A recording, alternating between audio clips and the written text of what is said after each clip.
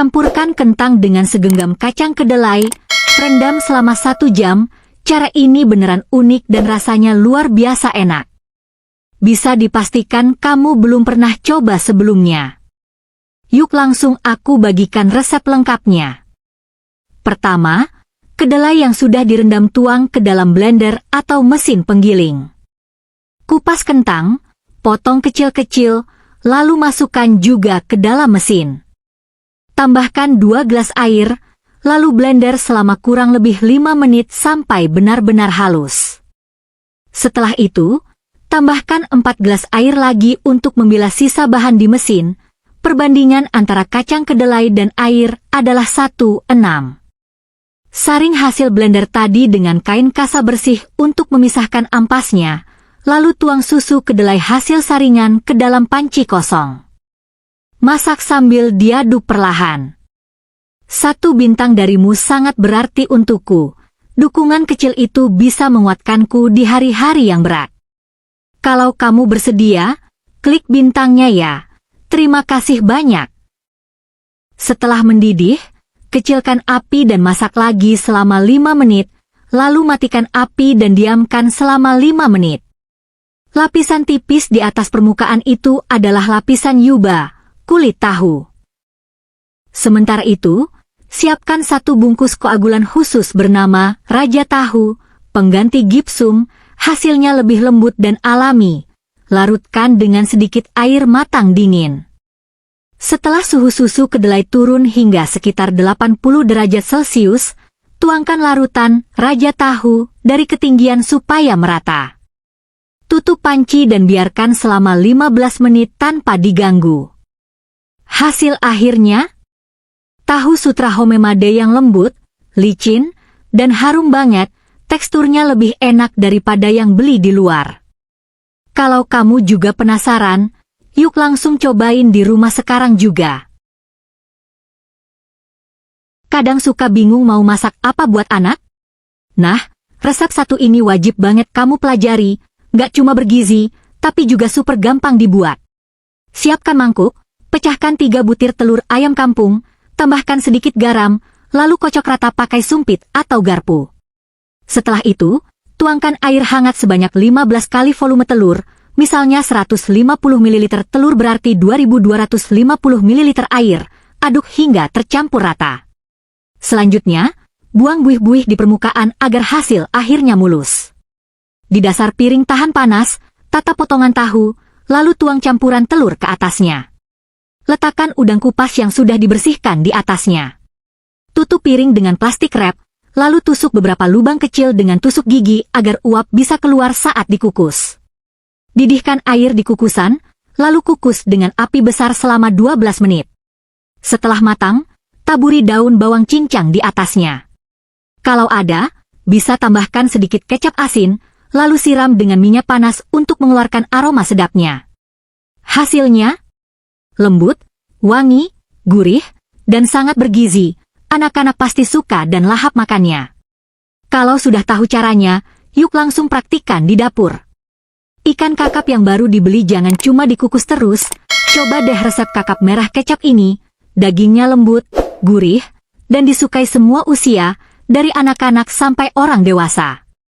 Cuci bersih ikan kakap, lalu iris 2 garis di bagian punggung agar bumbunya lebih meresap saat dimasak. Pertama, taburkan sedikit garam di pinggir wajan, keringkan ikan, lalu goreng dengan api sedang kecil, jangan langsung dibalik ya. Biarkan satu sisi matang dan mengeras dulu baru dibalik.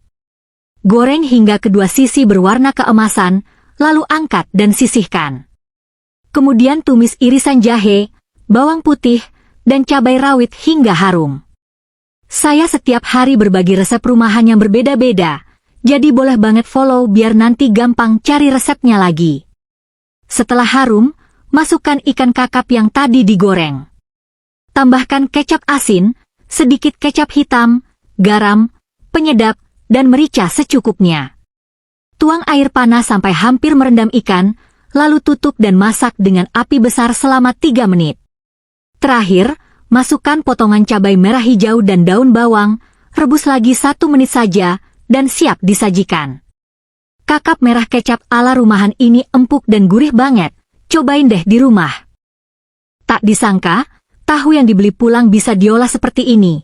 Lembut, meresap bumbu, enak dan sangat cocok disantap dengan nasi. Panaskan minyak, taburkan sedikit garam, lalu susun tahu satu persatu ke dalam wajan. Gunakan api kecil ke sedang, goreng perlahan hingga kedua sisinya berwarna keemasan.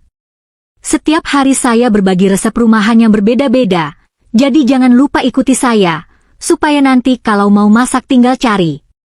Gunakan wajan lain, tumis bawang putih cincang hingga harum, lalu masukkan cabai merah dan hijau. Tambahkan sedikit garam, tumis sebentar hingga keluar aroma pedasnya.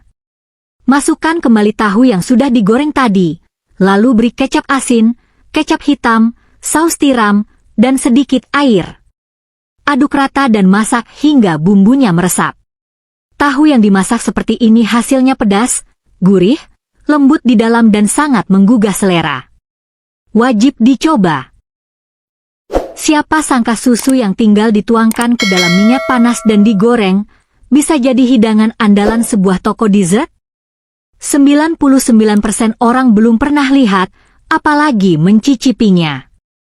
Tapi dari resep ini saja, sang pemilik toko berhasil beli 3 rumah di Guangdong hanya dalam waktu 6 bulan. Menariknya, proses awalnya nggak pakai nyalain api dulu.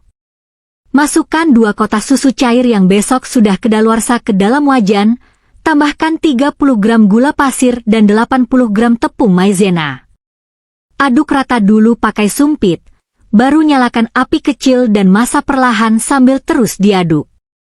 Masak hingga adonannya mengental mirip yogurt yang padat. Selagi panas, langsung tuang ke wadah yang bersih, kering, dan bebas minyak. Ratakan permukaan dengan spatula, lalu masukkan ke kulkas, bukan freezer ya, cukup dinginkan seperti di kutub selatan, selama 2 jam. Aku tiap hari bagikan resep-resep simpel dan enak seperti ini. Kalau kamu nemu video ini, itu juga namanya jodoh, boleh dong bantu kasih like gratis sebagai dukungan, terima kasih banyak. Setelah adonan susu sudah mengeras, potong-potong sesuai ukuran mulut suami, iya benar, segitu pas. Gulingkan dulu di tepung maizena, lalu celup ke dalam kocokan telur. Setelah itu, balur rata dengan tepung roti. Nah, kalau sudah kayak gini, siap digoreng.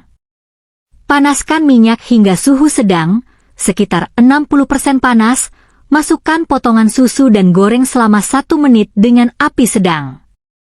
Hasilnya, gorengan susu yang renyah di luar, lembut dan lumer di dalam, dengan aroma susu yang harum menggoda. Anak-anak di rumah dijamin suka banget.